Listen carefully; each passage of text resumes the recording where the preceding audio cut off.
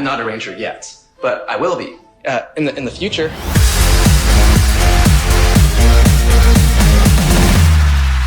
Once a ranger, Always a ranger. Hello, everybody, and welcome to Once a Ranger. I'm Minhas, and I'm joined with Akil, Nav, and Nick once again. And we're actually going to start this episode with exciting Ranger news, which Nav will fill us in. Yes, so there have been two huge announcements this week. The first is the Once and Always Power Rangers 30th anniversary special releasing on Netflix on April 19th, I believe the date is. Yes, I think so. There's not many details about what is the story or anything like that, but you're going to have old Rangers such as Billy, Zach, Adam, Aisha, Kat, and Rocky so far announced, and Trini's daughter, Min, which I personally am I can't express my emotions about that. When I heard the announcement about that, I was super emotional because like Trini is one of my favorite Rangers, and this is just like an amazing way to pay tribute to her by introducing her daughter in universe. And so yeah, what are everybody's thoughts about this? I think it's pretty cool. It's exciting to kind of like see these characters again. I think we saw them like previously in Ninja Steel or was it Some of them. the Ninja Steel special. Yeah, like Kat and Tommy canonically are together in that episode, so we can end that debate. Yeah. we can table it. They end up together. It's canon. Yeah, we saw them previously in that one. I think the only detail that I'm kind of excited for is the start of the Space Patrol Alpha thing, the SPA, which leads directly into canonically Time Force and SPD. So it's like, yes, love that. Yeah, I love when there's a streamline of story because Power Rangers is notoriously for just doing whatever hell it wants. And they introduced AUs after RPM, so they're like officially there's AUs. But we like it when it's streamlined. Like the best thing about MMPR, Turbo, In Space, and Lost Galaxy is those 4 seasons are all follow the same timeline. I mean, I guess you can argue Lightspeed Rescue does as well, arguably, but I think that's the first time it deviates. I think this doesn't help the argument that Power Rangers are cops. Do you guys remember that video on TikTok? It's like, are Power Rangers cops? It was like, not all of them. And now that I'm looking at these, like how the path has gone, I'm like, maybe they're all cops. I don't know. Yeah. Well, Time Force, SPD, and SPA are definitely absolutely cops. Cops. I mean, Lightspeed Rescue is also they're copish. Yeah. Freaking Beast Morphers, Grid Battle Force. There's like this whole organization, and they're abusing the morphing grid. Like they're just creating Morph X, which is morphing grid energy. Like it's just like we're just gonna. They're harnessing it. Exactly. Like literally leave some for everybody else. They inserted your city is not special. They inserted it into the Power Rangers DNA. Like what the heck? If you're as someone who's just started watching and then learning about the news, what do you think? I'm excited to see Billy and Zach again. Yeah. Don't know who anyone else is. Fair. But from what I've seen, people are really, really excited about the decision that they made for the Red Ranger. So do you want to for Rocky, right? Rocky's coming back, from what I understand. There's a female Red Ranger as well. I'm so sorry. Yes. So Once and Always is its own special, is what I'm realizing too. Like I thought it might be connected, but as far as I know, it's separate from Cosmic Fury, which is the upcoming season of Power Rangers, which is continuing from Dino Fury. So for the first time in since I want to say in space, Megaforce. No, but we're getting Rangers going into another season, another series. So for the first time since In Space, we're getting Rangers going into another series, right? Like there's been seasons with Megaforce and Super Megaforce, but Turbo went into space, right? And so this is the first time we're going from Dino Fury, Cosmic Fury, same set of Rangers. But yes, Amelia, who is the pink Dino Fury Ranger, is going to become the red Cosmic Fury Ranger, and Zato, who is the red Dino Fury Ranger, is going to be the Zenith Cosmic Fury Ranger, which I don't know exactly what that means. But it's kind of a first. Spoilers, I guess, for anybody who has not seen Dino Fury, and Akil, who has not seen anything. Zeno at the end of Dino Fury dies, just straight up dies, which was big. And then they bring him back, or the Morphin Masters. I don't know who brings him back. I think it was the Morphin Masters, which we'll actually be talking about a little later on. Ties into the next episodes. Yes, it does. Yeah, and as there's some big issue that's going to take them into space or into other world. I don't know exactly. But something else I did hear also is the writers were doing a live, and it was about the toy collection mostly, but they also shared that all the footage other than the Zord footage is going to be original footage. So for that's actually huge news. Yeah. So it's a 10 episode seasons, I believe, and there's going to be a huge focus on story, because this is like the first that Hasbro, I think, is really like sinking its teeth into and deviating from what has been just 30 years of using Sentai footage and then kind of creating stories around that. And this is the first time they're doing their own real thing. Yeah. I think this will actually like make or break the future of Power Rangers as well, depending on how well this show does. They're really like experimenting, and Hasbro, they like their formulas. They don't like to deviate from the formulas at all.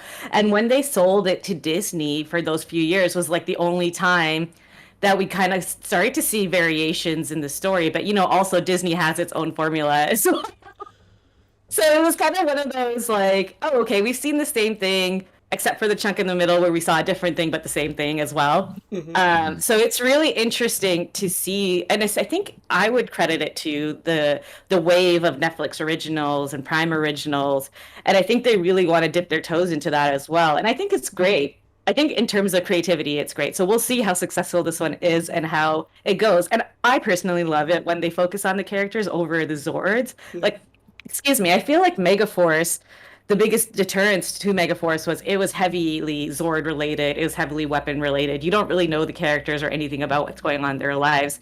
And I think that that's where it fails, as opposed to like seasons where you really care about the characters. Like even Dino Charge, you really know what's going on with each of these characters. Dino Charge has really in-depth histories with these characters. And I think that's why it makes it such a great season.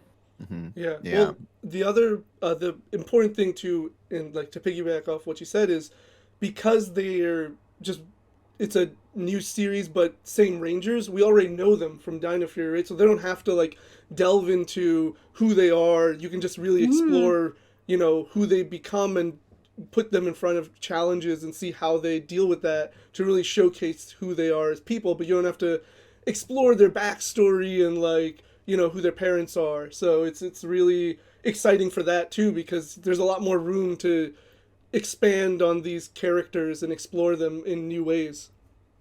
Have you, Akil, have you seen Dino Charge at all? Like No. any? Oh, okay. No, I haven't. I think honestly, if you want to like jump in and then just catch up on the last 2 seasons of what it was, just to catch up to what's coming on now. Dino It's a Fury, good but place to start. Oh, was it? What did I say? Dino- not Dino Charge. Dino Charge has too many 12 dinos. Rangers. It's okay. There's too many There's a lot of dinos. dinosaurs. But Dino Fury is a good Yeah. place to like jump in and kind of just like get into the fandom, especially right now when it's like having all these big changes. Yeah, and we do want to talk about the 30th Ooh, anniversary yeah. episode, so it might be It might be beneficial. I might have to. beneficial. Okay. But by the time we reach these episodes, if this podcast is still going on, then I feel like it'll kind of have faded from your 40 memory. years when we get to the When we newest get season. Yeah. My only thing with like them going into Cosmic Fury is like my Q Danger, which is the series that they're taking the Zord footage from, is my favorite Sentai season. So I'm like kind of sour a little bit because I'm like, I loved those suits, I loved those characters, and like I kind of get like a halfway job of what it was just to get the Zords and stuff. I'm excited. I'm cynical at heart. I just thought if we're gonna go, like get original Rangers, like why not go the whole thing then? Just make the whole thing original. You know what I mean? Fair enough. Jumping off what you're saying about the suits, though, it's always interesting when they're American suits because we saw this in the Mighty Morphin movies where you had like the more armor and stuff, and these ones are like really filled with abs, right? Yeah, like really defined. Here's what Just like whoa. I don't remember where I heard this from, but like a lot of creative fields in Japan come from toy design, right? So video games are from toy designers who want to make video games, as opposed to like American video game designers who are coming from programmers. So that's why like there's a lot of innovation in like video games from American companies, or like Western companies. So like in Japan, because Power Rangers or Super Sentai is like essentially designed to sell you toys, there's like a different design philosophy when thinking about suits and Zords and like how they function, because they're trying to sell you toys. So that's why I kind of see this like difference between like the suits being made in America. It's like, okay, I don't know what the goal, like I don't know where their philosophy is, because like obviously they're trying to sell you toys. It's by Hasbro, Right. but they haven't been doing it for 40 plus years.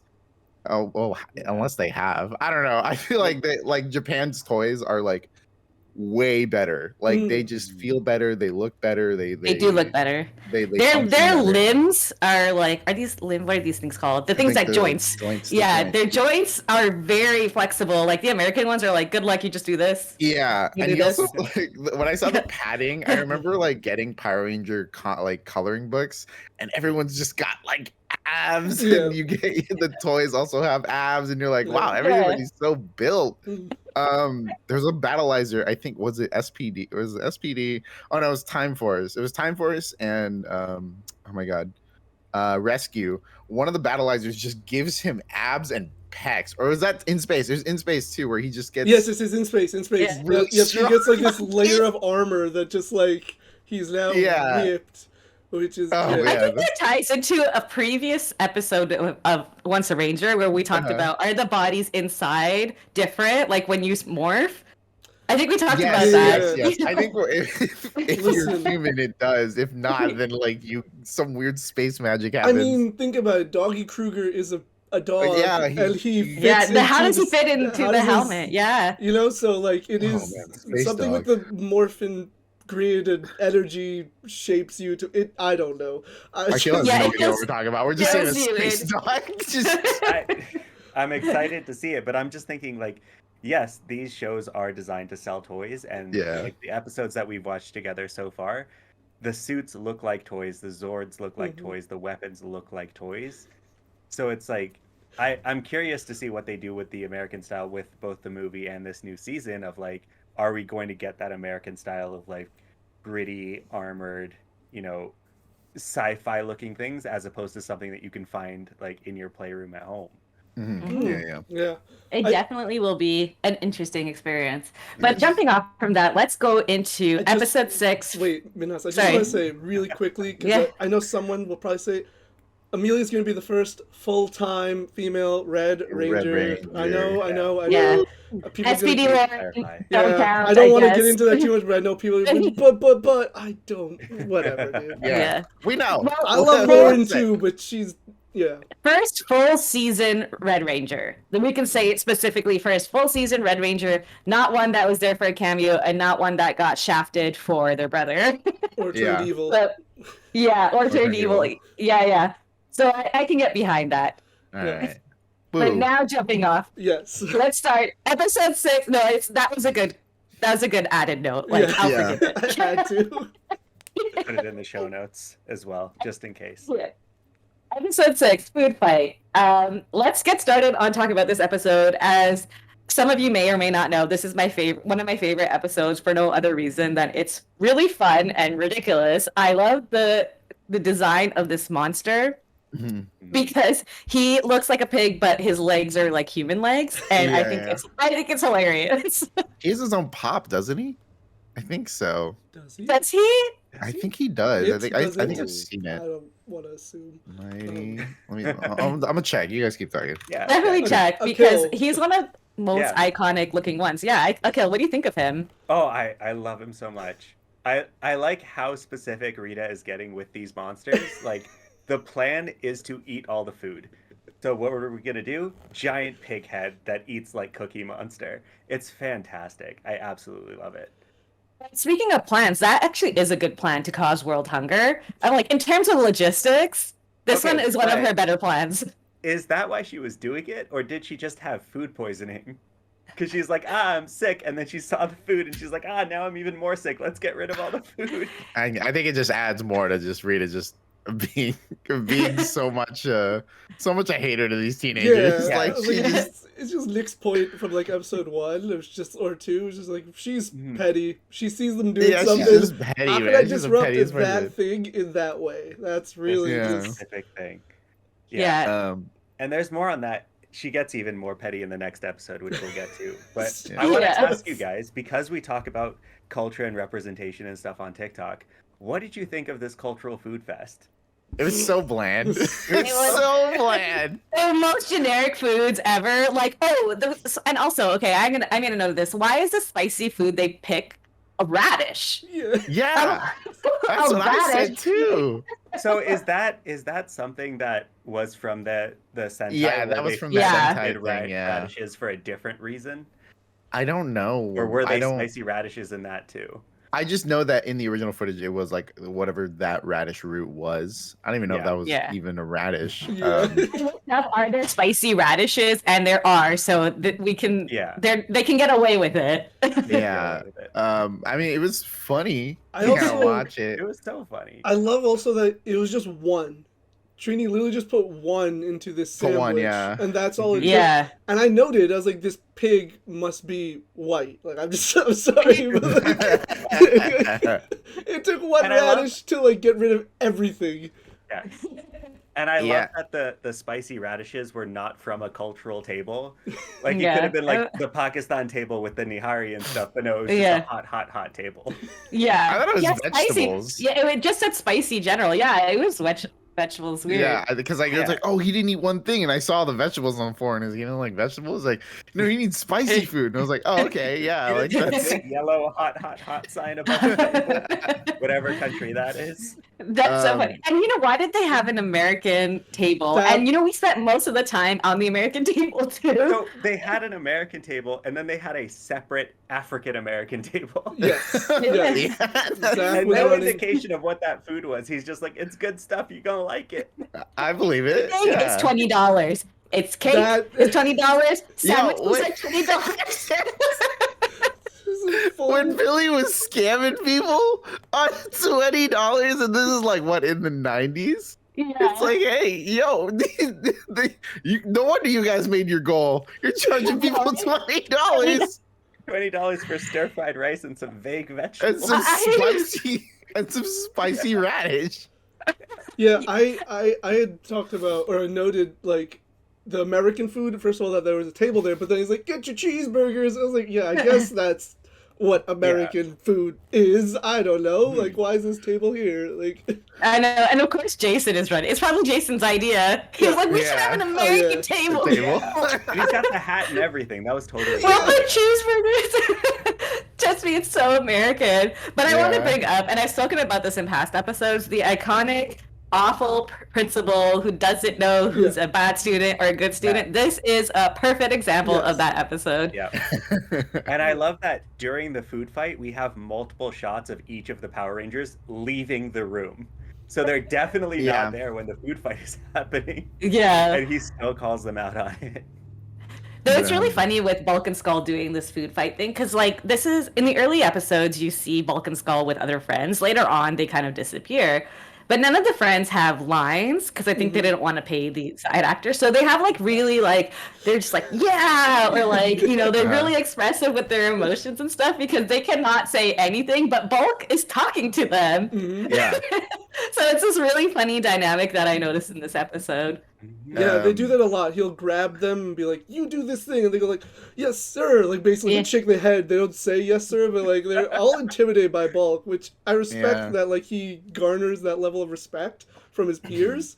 But like first, also, what's with the motif of them? Everyone but Bulk and Skull that are part of their crew wearing sunglasses. Why? Why? Oh, I don't know. Yeah, that It's was cool cool. kids in the 90s all wore yeah. sunglasses. But it's not They even need to like wear they're following sunglasses Bulk and inside. Skull like who do the thing. They're just that indicates they're bad kids. Do you know what? And this is like an asterisk. I'm not gonna spoil too much, but later on, those sunglasses, bad people wearing sunglasses, does come up with the Rangers. Oh, okay. Yeah. Oh, you might remember, you might not. Yeah. I know what you're talking about. Yeah.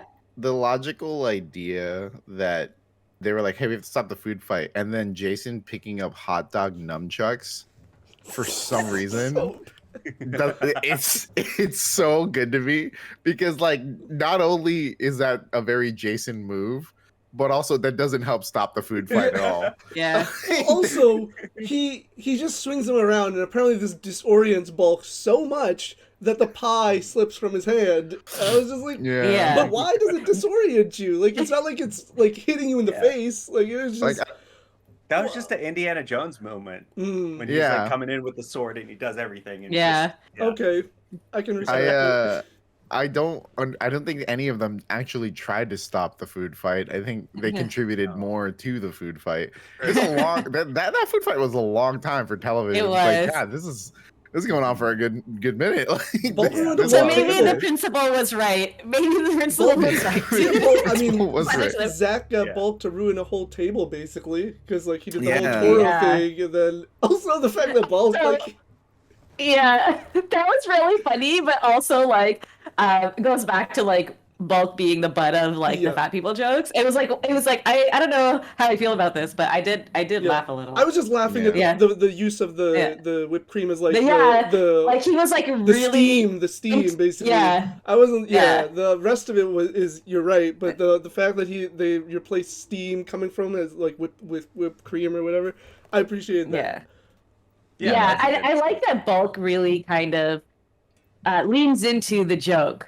Right, like he's just like he sees like Zach like pulling a thing, and I feel like they have like a quippy little relationship that kind of continues. Like you kind of see it continue throughout the seasons, where I think they eventually don't hate each other. They kind of just like, we exist together and we'll just tease each other. Right. Yeah.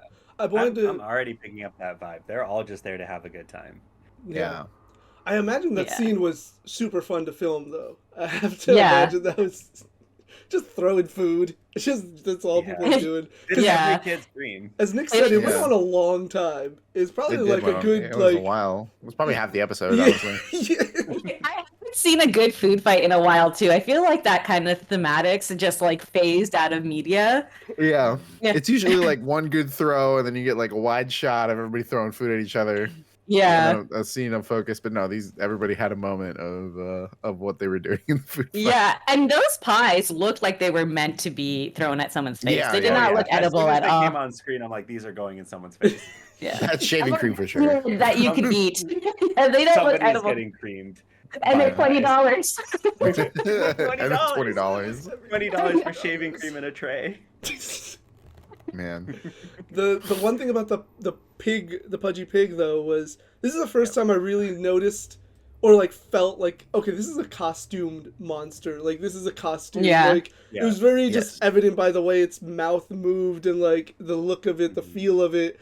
Versus like I guess the others have more of an armor to them, or like a sense of like, I guess the gnome is another one, but it just this one just felt clearly like, okay, this is some dude in a costume at this age. Now. I'm saying now, like as a kid, I probably didn't think of it that way, but looking at him like, oh, that's a monster, and like especially because it's eating stuff, so you see its mouth just like not really doing anything. Yeah, it's like clearly just like falling onto the side of him, like he's like doing it. It's like that effect. But I agree with you, Nev. I think that the one thing about this monster, which I love more than any of the other monsters, and I'm going to jump off what you said, where he looks different, because the other ones feel solid, but this guy, he like, literally there's scenes where, and it's for comedic effect, like he squishes into himself. He squishes his face, Which I thought that was hilarious. I was like, it's funny that he can actually do that. Like, what's inside him that he can just like literally, like, it was so funny. I think this is one of the episodes too where they got the suit from Japan, because I know that sometimes like if they use some of the footage, they'll request some of the suits from Japan, because it looked a little worn in the American shots. I think in front right. I think he shows up in front of the Civic Center Yeah. or wherever they go. And he eats the food in the I was like, in you're the right, because sale. they Yeah. probably needed it for those scenes where he shows up at the community center. So they, I know they do sometimes get things shipped over from Japan. Yeah, so it was kind of cool to see that kind of moment. I want to talk a little bit about when the monster shows up.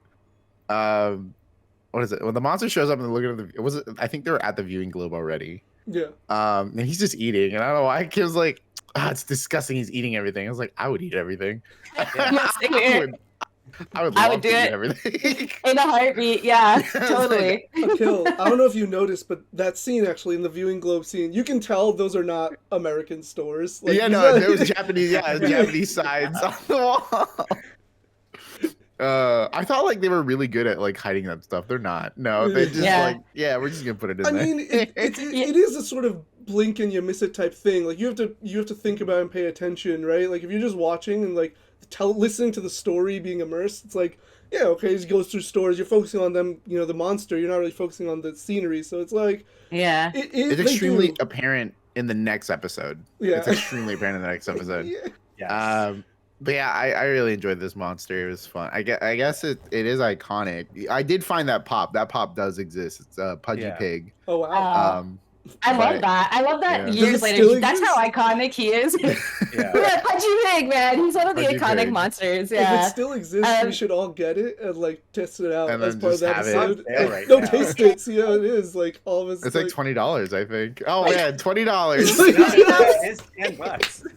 Oh really? He's cheaper than the food. In Canada, it's on sale. The one they really dehumanized the legs on this version. Yeah, they did. It's got monster legs. Yeah. The other note I had for this episode was, so Finster is reluctant to make this monster, right? Yeah, he didn't want to. Yeah. I have better monsters. It's not done. But then because it's doing so well, there's like a whole like minute where like Rita is demanding for Finster. She's like, "Where is Finster?" And Squat and Babu were like, "Oh, I don't know." And then they show Finster hiding, and he's like, "Haha, I'm gonna wait a minute." And I was like, "What is this? What is the point of this?" And then like they go back to Rita, and she's like, "Go get him." And then Squat and Babu just stand there, and then she yells at them again, and then they come back to Finster, and it's like, this is great. I'm just gonna come out triumphant. Like, I was just like, what is the point? They really just had to kill time. They had nothing else for this episode, that they were just like, this had no value to the episode. I was actually like annoyed with this. I was like, can we get on with it? Sometimes with them. Oh, sorry. Go ahead, Akil. Yeah, I was just gonna say this episode and the next episode is where we get Finster's character development. We get to see his work process. We get to see how he feels about the monsters that he's making. So part of it's killing time because we don't care about him, but like it's a little peek behind the curtain. I care about him. One thing, I still think he looks like BJ from Barney. So no, I am very okay. So this. Pudgy Pig is able to like eat everything. Like that's his goal, just eat everything. He eats their weapons, which is cool, and then somehow demorphs them with some weird beam. I'm like, how many monsters have the ability to demorph the Rangers? Like I noticed he didn't eat them.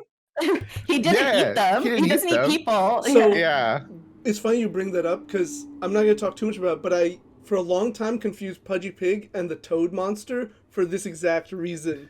Because they both eat, but they just eat different things in the episodes, so it just confused me for a long time. I like the Toad monster, but anyway, I don't get the demorphing aspect. That's so funny. Going off what Akil was saying about Finster's storyline, one thing I noted that at the end of the episode, when Rita's really pissed, he's like quivering in his boots, like so frightened. And then he goes, "Please don't turn me into a toad." Yeah. And I was like, oh, is this like a common thing that Rita does? Like she just like turns people into toads or something? And they mentioned again in the next episode, she's like, "I'm going to turn you into cockroaches or something." Yes. And I was like, oh, okay. So she's really like ruling with an iron fist. Yeah. With a W. All of her goons were humans, and then she got mad at them. I mean, I would believe it. That'd be great canon, actually. If that was actual like canon, that'd be amazing.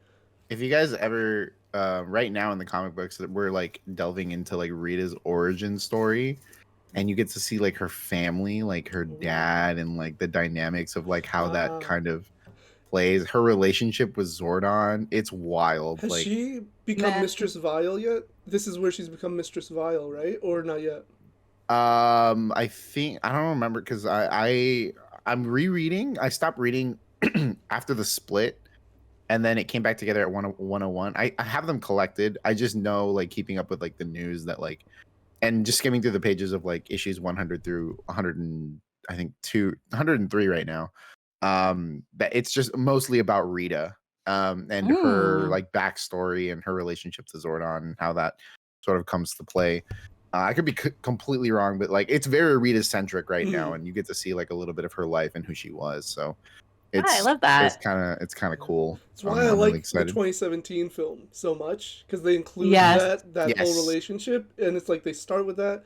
I'm not gonna get too much into it, but I just I love knowing more about In a few years, we could get to that as well. I like knowing more about our characters, so it was just like I really appreciated it because like it was always speculated, but it was never confirmed that she was a previous Ranger or that her and Zordon had like this, thing. Yeah. So it was nice to see in the movie that they pulled from that. Yeah, especially since she was the Green Ranger, and like the fact that she's we won't get into that. Yeah, you can get into it. It's fine. No, it's all right. Let's hop on to the next episode. It's very important, and it's coming soon. Yeah. It's very important. Yeah. All right, next episode. Yes.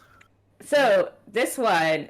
Last note from the last one. They didn't use Zords. They didn't go big. No, yeah, you're right. They didn't go big. Zords. They did use their big combined gun, which I was a little bit disappointed in. I feel like that's a cop-out. But you're right, they didn't use Zords. And Rita, no, this is this episode. Sorry. So into the next episode. Yes, into the next episode. Okay, this is the one where they do Big Sister with the child, and going back into Nev's point where they're always doing something. But one thing I'm gonna know before we jump into this, why did they dub that child's voice so bad? I don't know. I caught it for a moment. I was like, why? So they gave her a terrible wig. And they gave her a terrible dub over. It's a pattern with child actors. I think these child actors just end up not being good, because this is not the only one. They do this with a lot of child actors, I noticed, because like the teenagers are always mentoring some younger child, and it's just like the ADR is just so bad. Yeah. Well, Anka, what are your thoughts on this episode? This is like peak Rita pettiness. I don't know if she gets more petty than this. Like, if you need a child to open your magic chest, pick literally any other child. Yes. Any other child. Any other child. I think she even mentions she needs an innocent child as well. Yeah. So like she picks the one that, one, sabotaged someone's plumbing system for attention, and two, has mighty morphing bodyguards. Yeah. Like literally any other child. That is true. I didn't even think about this. So invested in this, she like ET biked her way to Earth. To like monitor the situation. Yes, she has a flying penny farthing. That was fantastic. That's the point I was going to bring up, though, is that this is, other than the first episode, this is like the first time she comes to Earth. So she's been on the moon for the last 6 episodes, and now this is the first time it was so important to her. But also, that whole sequence was terrible. Like, they were just like standing there watching the Rangers. Like, the Zord is there, and I don't think we discuss it in order, so it's fine. But it's just like, it was. I did not enjoy. Like, not that I didn't enjoy this, but it's just a very poorly put together episode. I was kind of like. Does this count as Rita coming to Earth? Because she stayed on like that 3rd-story balcony watching this whole thing. Yeah, she comes to Earth a couple times. She always comes to that balcony, by the way. She's always on the balcony for some reason. She's never like on the floor. She's never on the floor now. I don't think I don't see her. Yeah. I can't imagine. She's too mighty for that. Touch Earth. She can't. No. She's above it. She wants to conquer it, but she doesn't want it. She doesn't want to touch it. She can't touch it. This is also one of the first episodes where they introduce something that's like so powerful, but the Rangers don't use it, and it's never seen again. They kind of just like chuck it into the ocean like it's a Cimmeral, and it's just like, okay, that's it. That's it. Yeah. Yeah. Well, that's Well, why so when I watched this episode, I literally sat up in my seat at the mention of the Morphin Masters yeah. because I genuinely thought it was something introduced years later. I thought Yeah. this was added comic lore, and it has been added lore Added it's been comics, yeah. expanded on, but I did not realize that it was brought in this early. Clearly, since it's never mentioned in MMPR again, it was just like you were saying, Minas, an episode or two ago, just them throwing stuff and like throwing lore into it, even with the power eggs. That's just thrown in. But I do love the fact that it has been expanded on because the Morphin Masters are super fascinating. Yeah. So their lore has been kind of tweaked a bunch, and I'm not sure. And maybe Nick, you know, but like from what I've learned, I don't know if they're like these otherworldly beings or they're just really ancient beings because they've been described in different ways. But they have become so they've studied the morphin grid so much that they have this like expert knowledge of it and are able to access it and use it, and they have. And so Dino Fury, the reason I set up is because the most recent season, Dino Fury, really brings up the Morphin Masters and introduces and talks about them a lot. And like the Morphin Masters gave the Dino Fury Rangers their powers, and it's confirmed that they've also given the Ninja Steel Rangers their powers. And so, and then like they're even involved in the episode in like the story, but like the point is they try to it's almost like the Eternals, like they try to not get involved with Yes. humanity, with the world. They kind of just observe the grid and make sure that things are okay. But so it's just really like jarring to know that it was mentioned all the way back in 1993. It was just wild to me. You gotta wonder Yeah. if they like rewatch MMPR sometimes and be like, oh, I wonder this thing that we didn't expand upon. We should expand upon that. And Yeah. I'm just curious, like, how the writing room like kind of comes up with those ideas. Because yeah, it's funny. Even though we talk about like they don't care, at the same time they do. They really do link a lot of things together. I'm I sure they think- just have a bulletin board of weird concepts that they've introduced. I think I've met all of the writer, or I've met most of the writers for the Power Ranger comic books, and what's cool that I've noticed about them as opposed to like other writers I've met is like they are big fans of Power Rangers. And I think that's why the comic book sells so well. I think that's why the comic book is very like popular. Like Kyle Higgins is a big fan of Power Rangers. You can just tell in the way that he talks about it. Melissa Flores, also a big fan of Power Rangers. Ryan Perot, huge fan of Power Rangers. Like they're all just huge fans. And I definitely do think like they put merit into like investing, like rewatching the episodes, like kind of really pulling out things and like, oh, you guys, like this is like a throwaway thing. We're gonna make it the entire universe now. Like, Oh, I love that. It's like the a- antithesis of Marvel. yeah, exactly. So it's funny. They want to bring it all together and like make this grand thing, and that's so cool. The only thing I know about the Morphing Masters is the Emissary 3, which is like the embodiment of red, green, and yellow. Is it red, green, and yellow? I think it's red, green, and yellow. Red, blue, yellow? Red, blue, and yellow. Sorry. But basically how they present in the comic books is like they're just constantly shifting between each like season of Rangers. Yeah. So like the way they're drawn is like I'll show you guys a picture because it's so cool. Like the emissaries are emissaries. They're messengers of the masters, basically. Because like I said, the masters try not to get involved. I was reading up more about it because I haven't looked into the comics too much. There was one story that I thought was absolutely fascinating, which was Beyond the Grid. And basically, one of the Morphin Masters, the Morphin Masters discovered a planet made of Zeo crystals. Whoa.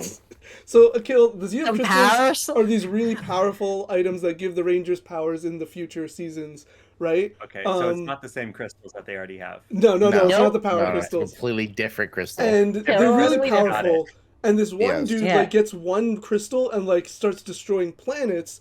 And so they recognize, okay, if one crystal can do that, a full planet of them could do just like, crazy damage. So they decide they want to like prevent that, so they want to hide it. But they know if they just destroy the crystals, that'll cause mass destruction because of the power released from it.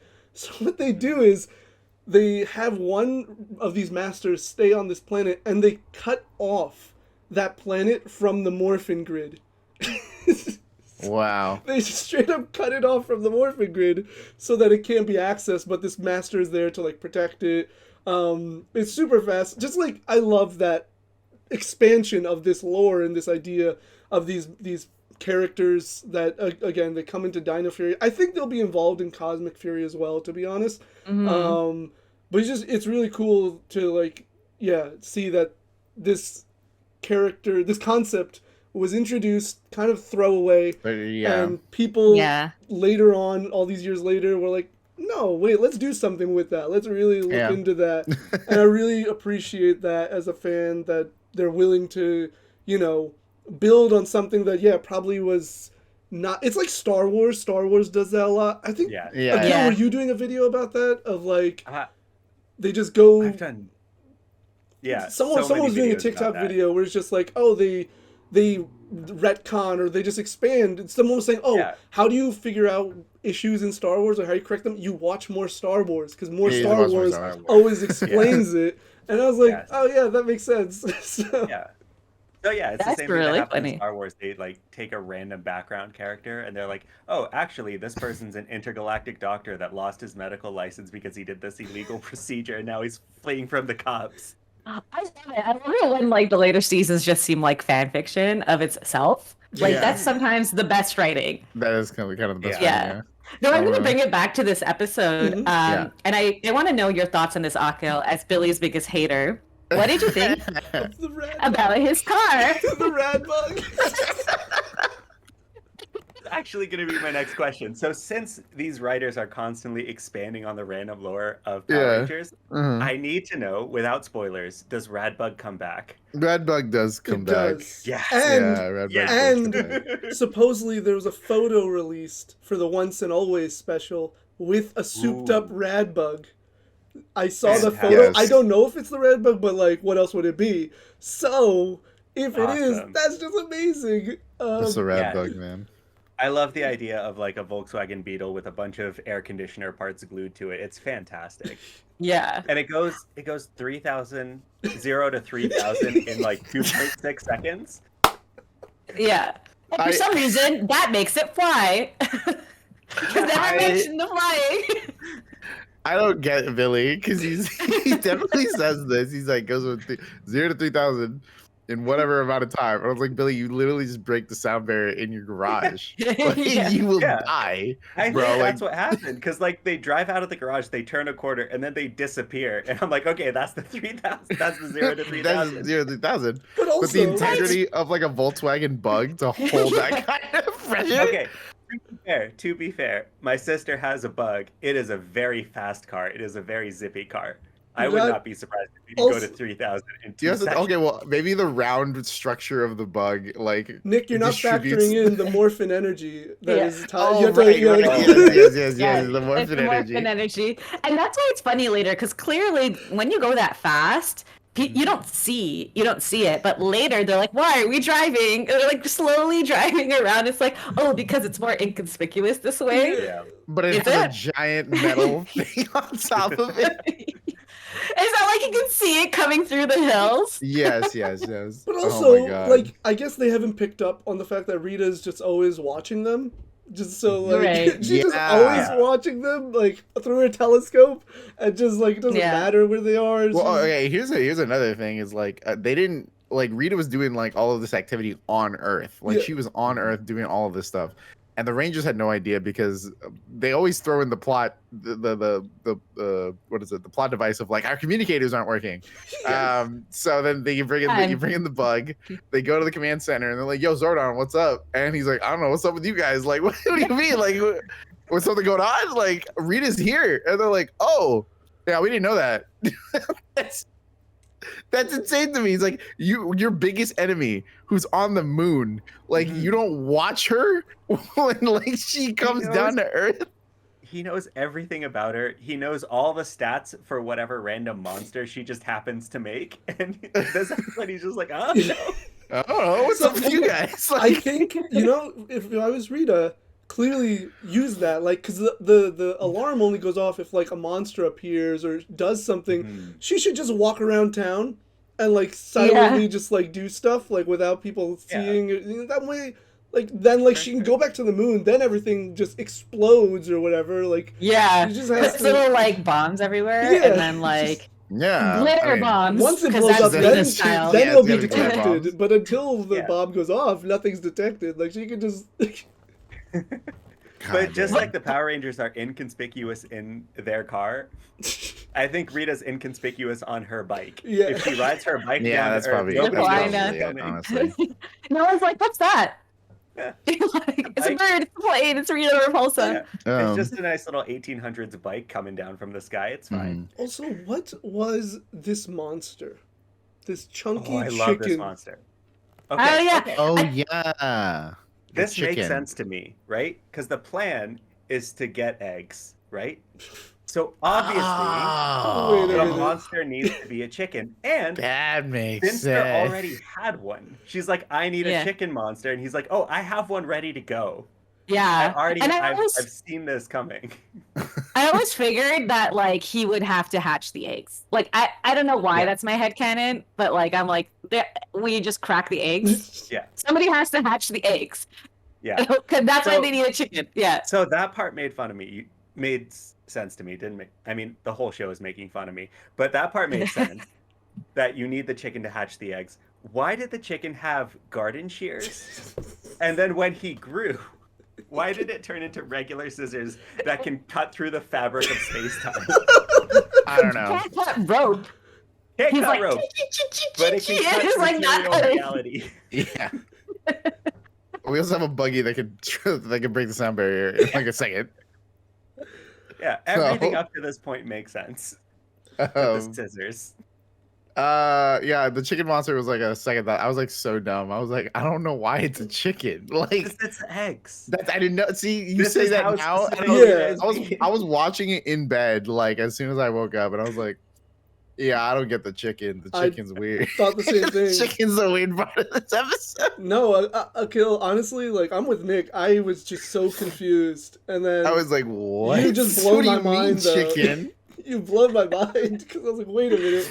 It does make sense in the world of Power Rangers. It does, right? I was just chalking it up to like Rita, right? Also, they have a food thing, so you have a monster that eats. You got to get eggs, so the monster is a chicken, right? Why couldn't they just teleport back to the moon once they got the eggs? Like they had to carry it back. Because they had to. They had. Oh, well, they had the kid, right? No, but she opened it. They were like, "Oh, she did it so quickly." They already opened it. They had the eggs, but then they were like taking their time. Like all Babu Squat, Goldar, and the chicken were all like trudging through this empty quarry. And I was like, "What? Just go fly back, Goldar. You have wings. Their communicators were broken. They couldn't." It's like an Just communicator was affecting the teleportation of the monsters as well, and that's why Rita was pedaling her bike to Earth. Well, do the monsters teleport, or do they also have to do the long travel? Because they teleport. Because Goldar's like, I'm out of here, and then he like disintegrates, right? Like remember episode 1? They'll disappear whenever they want. I know it was just plot convenience, but it was just like, that bothered me because I was just like, leave! Just get out of here! Just leave. Okay, what do you guys think is in the eggs? Because it has never been shown like why it's the eggs. Chickens. Why is there 2 of them? The secret to the baby morphin chicken. Grid. The secret to the morphin grid is in there. But like, do you think like they're like symbolic eggs, or like are they like actual like dragons or something? Do you guys remember like Avatar: The Last Airbender where they had to like where they found like an egg? At the fire temple. It's like, that's clearly a dragon. We don't know it's a dragon, but we know like we don't see that it's a dragon, but we know it's a dragon. Do you guys like have any idea what that could be like in those 2 eggs? I don't. So, do you guys know the Power Rangers creation myth? Because I feel like there's a morphing grid in one of those eggs, or like a universe in one of those eggs. According to lore, the morphing grid is just it's sort of like in conjunction with like the Big Bang. It just kind of existed since the beginning of time. Yeah. So I think they just refer to it as a morphing grid, but I think it's like its own entity of like power force. Like I don't know. What I'm thinking is in these eggs, there's like a whole nother universe. Like universe.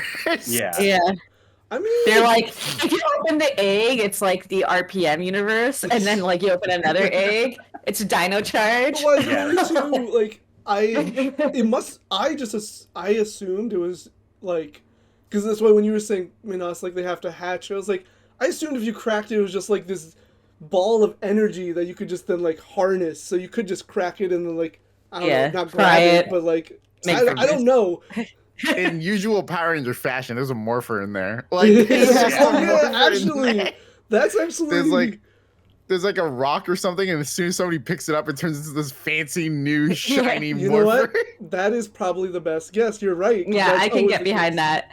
Yeah, like the Dino Gems were in like the asteroid that killed the dinosaurs. Yeah, exactly. What is it? Eric from Time Force, where he has to go back in time to get the dinosaurs. The quantum. Eric. Oh man. My gosh. So in the essence of time, I'm going to go to the end of the episode. Yes.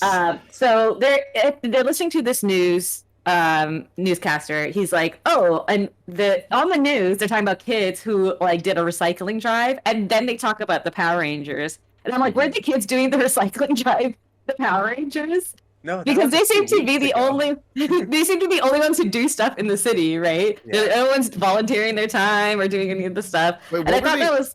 Were they doing something before? Yeah, they're in the Sisters program. Yeah, the big Sisters program. Right. Yeah. They did a recycling drive, and then the Sisters program, and then this time Bulk is just minding his own business, and he still gets like stuff thrown on him. He wasn't being a bully. I did note that. Yeah. Oh no, the chili, right? Yeah. Yeah. For no reason. Oh, and it's like it's the poor guy, and it's like vegan chili. And the last note I made, actually the beginning of the episode, and I know me and Nick have this thing about like Jason and his little antics. Yeah, and his love for the girls. Like he just goes up and he's like, "Hi, girls. Did you lose something?" He's such a flirt, bro. I know. I had to make a note of it because he always does it when Kimberly and Trina are standing together. So it's like, which one? Which one? Which one? The one note we didn't bring up was Zach was just trying to eat like a buttload of ice cream, like just a bunch of ice cream, and everyone's like, "Yo, you can't finish that," and he's like, "Yeah, I can." I was like, "Yeah, he can. I believe in him." Has nothing to do with the episode. They just want to. So nothing to do. You never see him eat it again. Yeah, you never see him eat it again. But I also appreciate the fact that like I forgot, I was listening to an actor once. I think it was on Smallville, but it was talking about like you should always be kind of doing something, right? It shouldn't be like, oh, the scene starts and it's like, oh, hey everyone. And so like things are it's just showing that they're active, they're living their lives outside of it, and like. But man, that ice cream was all left alone. I was upset. I wanted that. That was so good. I thought it was gonna come back at the end, you know, or like Bulk was gonna eat it or something. Also, anyways, we need that pudgy pig back. The last note is not only does Billy's car move like super fast, supposedly we don't see it. It flies. It also is self-driving because he's like fighting with. They're all fighting the monster. And then she hops into the car. Maria, I think the kid's name was. Yeah. And the car just like drives away. Yeah. It's like who did that? Like why is Billy not selling his idea? And why is he not rich? I think the Megazord acted as a remote for the car. I think there's a throwaway line. They're like, I would control the thing through the Megazord or something like that. I don't know. I do know what you're talking about. You had time to wire that. Like, whatever, fine, Billy. I guess if you can make it fly, you can make it do whatever. They did give that child a terrible wig so they would match with the Japanese footage. Yeah, which they did match pretty well. Yeah. So that was pretty cool. I'm wondering why they did that. Yeah, because like, not only did they give her a terrible wig, they gave her like pigtails and everything. I was like, God damn, like this looks awful. Like, why would they do this? And then you see the wide shots, and you're like, oh, that's why they did. Oh, that's why. Because there was a girl that they used in the original footage. Yeah, so that's fun. That's so funny. And on that note, this has been Once a Ranger. Once again, I'm Minhas. I'm joined with Nick, Akil, and Nuv. And until next time, more phenomenal. Bye. Once a Ranger, always a Ranger.